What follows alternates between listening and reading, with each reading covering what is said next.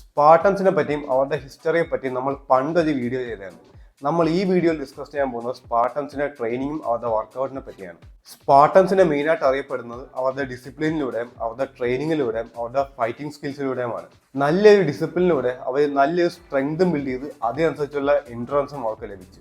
ഇന്നത്തെ മോഡേൺ ആയിട്ടുള്ള ജിമ്മിലെ വർക്കൗട്ടും ഇന്നത്തെ മോഡേൺ ആയിട്ടുള്ള കാലിസ്റ്റനിക്സ് വർക്കൗട്ടും ഇതെല്ലാം അവർ ചെയ്യുന്ന വർക്കൗട്ട് വെച്ച് നോക്കുമ്പോൾ ഭയങ്കര ഡിഫറെൻ്റ് ആയിരുന്നു. അവർ ഭയങ്കര ഡിഫറെൻ്റ് ആയിട്ടാണ് കുറേ വർക്കൗട്ടൊക്കെ ചെയ്തുകൊണ്ടിരുന്നത്. അപ്പം അന്ന് കുറേ അൺസയൻറ്റിഫിക് വേയിലൊക്കെ അവർ കുറേ വർക്കൗട്ട് ചെയ്തു. കാരണം ഇന്ന് നമ്മൾ ഇഞ്ചറിയൊക്കെ വരാണ്ടിരിക്കാൻ അത്യാവശ്യം സയൻറ്റിഫിക് മെത്തേഡിലാണ് നമ്മൾ വർക്കൗട്ട് ചെയ്യുന്നത്. ചിലപ്പോൾ നമ്മൾ പുഷപ്പൊക്കെ ചെയ്യുവാണെങ്കിൽ തന്നെ നമ്മൾ കറക്റ്റ് ഫോമിലൊക്കെ ചെയ്യുന്നത്. പക്ഷേ അന്നത്തെ കാലത്ത് അവർ വർക്കൗട്ട് ചെയ്യുന്ന വെച്ചാൽ ഇപ്പോൾ ഒരു കല്ലൊക്കെ എടുക്കുക, അവരുടെ സ്ട്രെങ്ത് ട്രെയിനിങ് എന്ന് വെച്ചാൽ ഇപ്പോൾ ഒരു കല്ലൊക്കെ എടുത്ത് നമ്മൾ താഴെ നിന്ന് കല്ലെടുത്ത് തലയുടെ അവിടെ ആ ഷോൾഡറിൻ്റെ അവിടെ വെച്ചിട്ട് മേളിലേക്ക് പ്രസ് ചെയ്യുക.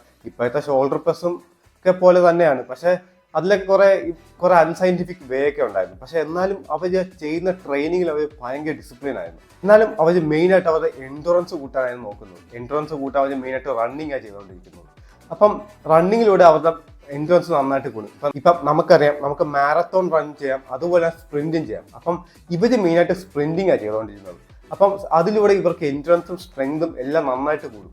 ഏൻഷ്യന്റ് ഗ്രീസ് അല്ലെങ്കിൽ ഇപ്പോഴത്തെ ഗ്രീസ് നോക്കിയാൽ നമുക്കറിയാം, അത് ഭയങ്കര മലയും കുന്നൊക്കെയുള്ള സ്ഥലമാണ്. അപ്പം ഇവരുടെ മെയിൻ ട്രെയിനിങ് എന്ന് വെച്ചാൽ ഇവർ ഈ എൻഡുറൻസും സ്റ്റാമിനയൊക്കെ ബിൽഡ് ചെയ്യുന്ന വെച്ചാൽ ഈ റണ്ണിങ്ങിലൂടെ മാത്രമല്ല, ഇവർ ഈ മലകൾ കയറാൻ നോക്കും. ഈ മലകൾ കയറാൻ നോക്കുന്നതിലൂടെ ഇവരുടെ സ്റ്റാമിനയും ഇവരുടെ ലങ് കപ്പാസിറ്റിയും എല്ലാം നന്നായിട്ട് ഇമ്പ്രൂവ് ആകും. അതിലൂടെ ഇവർക്ക് നല്ല ഫങ്ഷണൽ സ്ട്രെങ്തും കൂടും.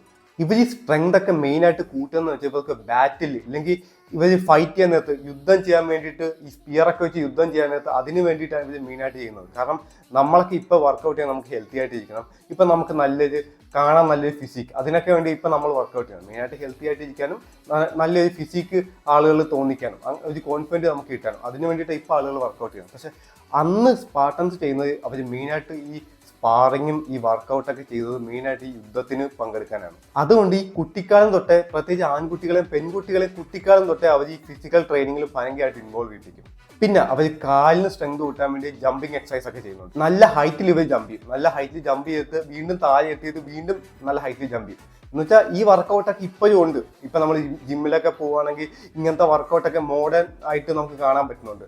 പിന്നെ ജമ്പിങ് റോപ്പും ഇതൊക്കെ നമുക്ക് നല്ല മോഡേൺ ആയിട്ടുള്ള രീതിയിൽ നമുക്ക് ഇപ്പോൾ ജിമ്മിൽ ചെയ്യാൻ പറ്റുന്നുണ്ട്. പക്ഷെ അവർ ആ ഒരു ക്ലാസിക്കൽ വേയിൽ അത്യാവശ്യം അൺസയൻറ്റിഫിക് ആയിരുന്നു. പക്ഷെ എന്നാലും അവരത് കൺസിസ്റ്റന്റ് ആയിട്ട് ചെയ്തു. പിന്നെയുള്ള സ്ട്രെങ്ത് ട്രെയിനിങ് ആണ്. അവർ സ്ട്രെങ്ത് ട്രെയിനിങ് ചെയ്യുവാണ്. എന്നുവെച്ചാൽ നമ്മളിപ്പോൾ ജിമ്മിലൊക്കെ ചെയ്യുന്ന സ്ട്രെങ്ത് ട്രെയിനിങ് അല്ല, ഞാൻ നേരത്തെ പറഞ്ഞ പോലെ ഇപ്പം കല്ലൊക്കെ എടുത്ത് നല്ല വെയിറ്റുള്ള കല്ലൊക്കെ താഴെ നിന്ന് എടുത്ത് ഷോൾഡറിൽ വെച്ചിട്ട് അവിടെ നിന്ന് വീണ്ടും മേളിലേക്ക് പ്രസ് ചെയ്യുന്നത്, ഷോൾഡർ പ്രസ് പോലെയൊക്കെ. അപ്പം അങ്ങനത്തെ വർക്കൗട്ടൊക്കെ അവർ ചെയ്യുന്നുണ്ടായിരുന്നു. പിന്നെ അത് മാത്രമല്ല, പുഷപ്പും പുള്ളപ്പും ഇതെല്ലാം അവർ നന്നായിട്ട് ചെയ്യുന്നുണ്ടായിരുന്നു. അതുകൊണ്ട് അവരുടെ സ്ട്രെങ്തും ഭയങ്കരമായിട്ടുണ്ടായിരുന്നു. അതുകൊണ്ട് ഇവർക്ക് സ്ട്രെങ്തും സ്റ്റാമിനയും എൻഡുറൻസും അതുപോലെ തന്നെ മസിൽ മാസും ഇവർക്ക് നന്നായിട്ട് മെയിൻറ്റെയിൻ ചെയ്യാൻ പറ്റിയായിരുന്നു. പിന്നെ ഏറ്റവും കൂടുതൽ ഫോക്കസ് ചെയ്യുന്ന, ഞാൻ ഈ പറഞ്ഞ എക്സസൈസ് കൂടാതെ ഏറ്റവും കൂടുതൽ ഇവർ ഫോക്കസ് ചെയ്യുന്ന ഇവരുടെ ട്രെയിനിങ്ങിലാണ്. ഇവരുടെ കോമ്പാക്ട് സ്കിൽസ് കൂട്ടാനാണ്. ഇവരുടെ കത്തിയും സ്കില്ലും ഇതെല്ലാം വെച്ച് ഭയങ്കരമായിട്ട് ട്രെയിൻ ചെയ്യിപ്പിക്കും. ഈ ട്രെയിനിങ് ഒക്കെ ഭയങ്കര സ്പാറിങ് ആയിരിക്കും. ഈ തമ്മിൽ ഭയങ്കരമായിട്ട് സ്പാറിങ് ആയിരിക്കും. ഈ സ്പാറിങ്ങിൽ തന്നെ ചിലപ്പോൾ ആളുകൾ തമ്മിൽ മരിക്കാൻ ചാൻസ് ഉണ്ട്. അപ്പം അങ്ങനെ ഇവർ ഷേപ്പ് ചെയ്ത് ട്രെയിൻ ചെയ്തെടുക്കുന്നത്. ഒരാൾ മരിച്ചാലൊന്നും അവർക്ക് ഒന്നുമല്ല. പക്ഷെ എന്നാലും അവരങ്ങനെ ഒരു സ്ട്രോങ് ആയിട്ടുള്ള സൊസൈറ്റിയെ ബിൽഡ് ചെയ്യുമായിരുന്നു. അതുകൊണ്ട് ഈ ഫിൽട്ടറായി വന്ന് ഈ യുദ്ധത്തിന് പോകുന്ന എല്ലാവരും ഭയങ്കര സ്ട്രോങ് ആയിട്ടുള്ള ആളുകളായിരുന്നു ഈ സ്പാർട്ടൻസിന് വേണ്ടി. പിന്നെ ഇത്രയും ഭയങ്കര കഠിനമായിട്ടുള്ള ട്രെയിനിങ് ആണ്. നമ്മളിപ്പോൾ ഇന്നത്തെ മോഡേൺ ലോകത്ത് എങ്ങനെയാണ് ചെയ്യുന്നത്? ഇപ്പം എക്സാമ്പിൾ, ഞാൻ മൺഡേ പോയി എക്സാമ്പിളായിട്ട് ചെസ്റ്റിന് വർക്കൗട്ട് ചെയ്താൽ ചിലപ്പോൾ ഞാൻ റെസ്റ്റ് എടുക്കും. ചിലപ്പോൾ 3-4 ദിവസം കഴിഞ്ഞ് ഞാൻ ചെസ്റ്റിന് ചെയ്യത്തുള്ളൂ, ഇല്ലെങ്കിൽ അടുത്ത ആഴ്ച ഞാൻ ചെസ്റ്റിന് ചെയ്യത്തുള്ളൂ. ഇപ്പം അവരങ്ങനെയല്ല ചെയ്യുന്നത്. ഞാൻ ഈ പറഞ്ഞ എല്ലാ എക്സസൈസും ഒരു ദിവസം ഒരാളെ കൊണ്ട് ചെയ്യിപ്പിക്കും. എന്നിട്ട് പിറ്റേ ദിവസവും ഇയാളെ കൊണ്ട് ഇതേ എക്സസൈസ് ചെയ്യിപ്പിക്കും. അങ്ങനെ ഇഞ്ചറിയൊക്കെ വരാൻ ഭയങ്കര ചാൻസ് ഉണ്ട്. അങ്ങനെ ഇഞ്ചറി വരുന്നവർ അങ്ങനെ ഇഞ്ചറി വന്ന് കിടന്നു പോകും. അല്ലാത്തവർ സർവൈവ് ചെയ്തു. അല്ലാത്ത നല്ല ജനറ്റിക്സ് ആയിട്ടുള്ളവർ സർവൈവ് ചെയ്ത് പോകും. അപ്പം അങ്ങനെ ഫിൽട്ടർ ചെയ്ത് നിൽക്കുന്ന ആളുകളെ ഇവർ യുദ്ധത്തിലേക്ക് എടുക്കുന്നത്. അത് മാത്രമല്ല, ഇങ്ങനെ സർവൈവിങ് മാത്രമല്ല ഇവർ ചെയ്യേണ്ടത്, ഈ സ്പാറിങ്ങും ചെയ്യണം. തമ്മിൽ ഫൈറ്റ് ചെയ്യുമ്പം അതിൽ നിന്നും രക്ഷപ്പെടാൻ പറ്റണം. കാരണം അതിൽ ചിലപ്പോൾ മരിക്കാൻ ചാൻസ് ഉണ്ട്. ഇവർ സേഫ് സ്പാറിങ് ഒന്നും അല്ല ചെയ്യുന്നത്.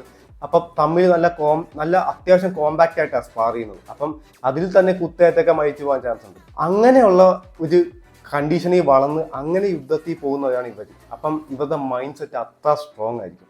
പിന്നെ ഇത്രയും കഠിനമായിട്ട് ട്രെയിൻ ചെയ്യുന്നതുകൊണ്ട് ഇവർക്ക് നല്ല റെസ്റ്റ് അത്യാവശ്യമാണ്. ഇവർക്ക് അറിഞ്ഞുകൂടാ റെസ്റ്റ് വേണമെന്നൊക്കെ. പക്ഷെ ഇത്രയും കഠിനമായിട്ടുള്ള ട്രെയിനിങ് ചെയ്യുന്നതുകൊണ്ട് ഇവർ തന്നെ ഓട്ടോമാറ്റിക്കായിട്ട് ഉറങ്ങിപ്പോകും. ഒരു 6-8 മണിക്കൂറൊക്കെ ഇവർ തന്നെ അങ്ങ് ഉറങ്ങിപ്പോകും. പിന്നീട് രാവിലെ തന്നെ വീണ്ടും പഴയ റൂട്ടീൻ, പഴയ ട്രെയിനിങ്ങിലേക്ക്, കഠിനമായ ട്രെയിനിങ്ങിലേക്ക് വരും. ഇങ്ങനെയാണ് ഓരോ സ്പാർട്ടറുടെ ലൈഫ് പണ്ട് പൊക്കോണ്ടിരുന്നത്. അവര് മെയിനായിട്ട് നമ്മൾ ഫിറ്റ്നസിനെ കാണുന്ന പോലെയല്ല കണ്ടുകൊണ്ടിരുന്നത്. അവര് മെയിനായിട്ട് യുദ്ധം ഫോക്കസ്ഡ് ആണ്. യുദ്ധത്തിന് വേണ്ടിയിട്ടാണ് ഇതൊക്കെ ചെയ്തുകൊണ്ടിരുന്നത്. നമുക്ക് വേണേൽ പറയാം, ഇന്നത്തെ മോഡേൺ ആയിട്ടുള്ള സയന്റിഫിക് ആയിട്ടുള്ള എക്സസൈസ് എല്ലാം മിക്കതുമൊക്കെ സ്പാർട്ടൻസ് ട്രെയിനിങ്ങിന് ട്രാൻസ്ഫോം ആയിട്ട് വന്നതാണ്.